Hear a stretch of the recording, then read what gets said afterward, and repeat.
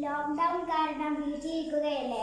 അതുകൊണ്ട് മീനും മറ്റു സാധനങ്ങളും വാങ്ങിക്കാൻ വളരെയധികം പ്രയാസമല്ലേ.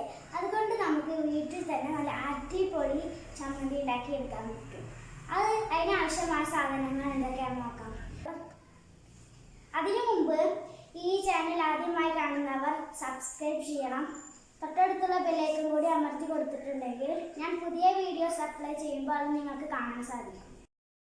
അപ്പോൾ ഞാൻ 9 ഉണക്കമുളകാണ് എടുത്തിട്ടുള്ളത്. ഞാൻ 5 ചുവന്നുള്ളി എടുത്തിട്ടുണ്ട്, പീസായിട്ടാണ് ഇട്ടിരിക്കുന്നത്. പിന്നെ ഒരു ചെറുനാരങ്ങയുടെ വലുപ്പത്തിലുള്ള പുളി, പിന്നെ 2 ടീസ്പൂൺ തേങ്ങ ചിരവിയത്, അതിലേക്ക് ആവശ്യമായ ഉപ്പ്, ഒരു 1/2 ടീസ്പൂൺ മഞ്ഞൾപ്പൊടി. ഇപ്പോൾ ഞാനൊരു പാൻ എടുത്തിട്ട് ചൂടാക്കാൻ വെച്ചിട്ടുണ്ട്.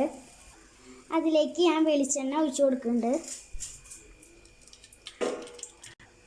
അപ്പോൾ അത് ചൂടായിട്ട് വരുമ്പോൾ നമുക്ക് അതിലേക്ക് ഉണക്കമുളക് ഇട്ട് കൊടുക്കാം.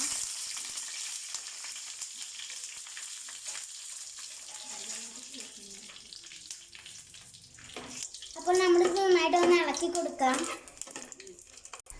അതിലേക്ക് നേരത്തെ എടുത്തു വെച്ച ചുവന്നുള്ളി ഇട്ട് കൊടുക്കാം.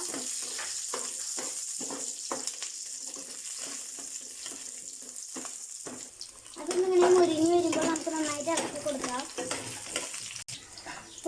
1 ഇല്ലി കറിവേപ്പിലയാണ് ഞാൻ എടുത്തിട്ടുള്ളത്. അത് ആവശ്യമുള്ളവർ മാത്രം എടുത്താൽ മതി, നിർബന്ധമൊന്നുമില്ല.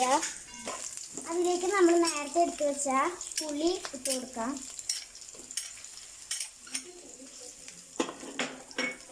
നന്നായിട്ട് ഇളക്കി കൊടുക്കുക. പുളി ഇങ്ങനെ എണ്ണയുടെ പാത്രത്തിൽ നിന്ന് വെച്ച് കൊടുക്കാം. നേരത്തെ എടുത്ത് വെച്ച കറിവേപ്പില ഇട്ട് കൊടുക്കാം.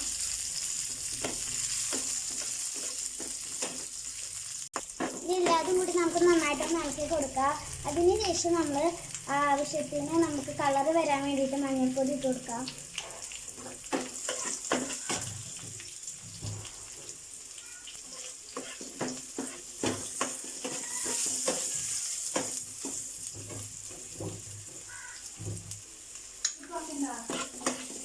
നന്നായിട്ട് ഇങ്ങനെ മുരിഞ്ഞ് വന്നിട്ടുണ്ട്. നമുക്ക് ഫ്ലെയിം ഓഫ് ചെയ്യാം.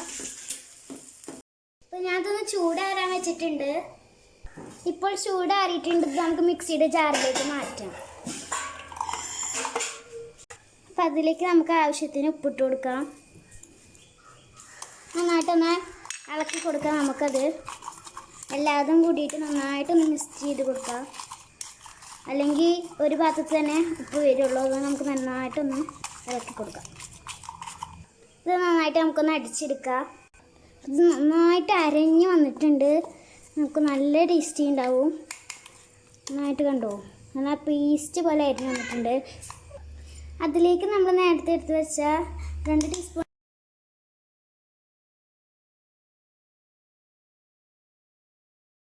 തേങ്ങ ഇട്ട് കൊടുക്കാം.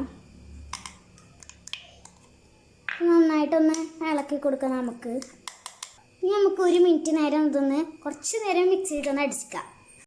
ഇപ്പോൾ നന്നായിട്ട് നല്ല ഇതുമാതിരി അടിഞ്ഞ് വന്നിട്ടുണ്ട്. നമുക്ക് ഇനി 1 ടീസ്പൂൺ എണ്ണ ഒഴിച്ച് കൊടുക്കാം. ഇത് നമുക്ക് നന്നായിട്ടൊന്ന് മിക്സ് ചെയ്യാം.